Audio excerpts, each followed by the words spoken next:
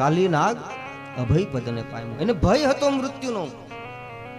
કથા એવી છે, કદ્રુના પુત્રો નાગ અને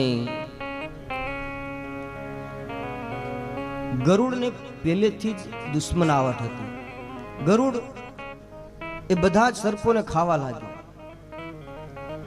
પછી બ્રહ્માજી એક સંધિ કરી, એક મંત્રણા કરીને સમાધાન કરી દીધું કે દર અમાસે એક જીવને લઈ જવાનો, ગમે એકનો વારો. એનો આહાર ગરુડને આપી આવવાનો.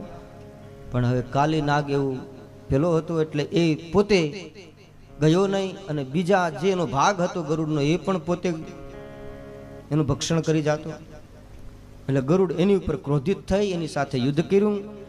થોડો પડકાર આપ્યો છે કાલી નાગે ગરુડ સામે, પણ ગરુડે પોતાની પાંખ વડે જ્યારે પ્રહાર કર્યો, નિસ્તેજ થયેલો, ભયભીત થયેલો એ કાલી નાગ પોતાના પરિવાર સહિત એ કાલિંદ્રીના ધરામાં, યમુનાજીના ધરામાં આવીને બેસી ગયો.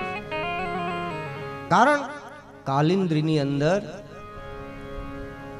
શોભરી ઋષિનું શ્રાપ હતો ગરુડને, ત્યાં ન આવી શકે, ત્યાં આવે તો એનું મૃત્યુ થાય. એક દિવસે ઋષિએ કોઈ જીવની એ ભક્ષણ કરવા માટે ગરુડે એક જળચરને ઉઠાવ્યું, ત્યારે એ ઋષિએ ના પાડી, છતાં પણ એ ઋષિનું કહ્યું માન્યું નહીં, અને પેલો ઉડવા લાગ્યો પોતાનો શિકાર લઈને. ત્યારે શ્રાપિત કર્યો કે તું જ્યારે યમુનામાં આવીશ ત્યારે તારું મૃત્યુ થશે. એટલા માટે કાલી નાગ એ ધરામાં રહે છે. ભગવાને એને અભય પદ આપ્યું કે હવે તને કોઈ મારી નહીં શકે, ચિંતા કરીશ નહીં. ભગવાન શરણી શરણાગત થયો. જો જીવ ભગવાનના શરણી શરણાગત થઈ જાય તો વિષધર નાગ પણ અભય પદને પામી જાય. તો આપણે તો મનુષ્ય છીએ, માનવ છીએ.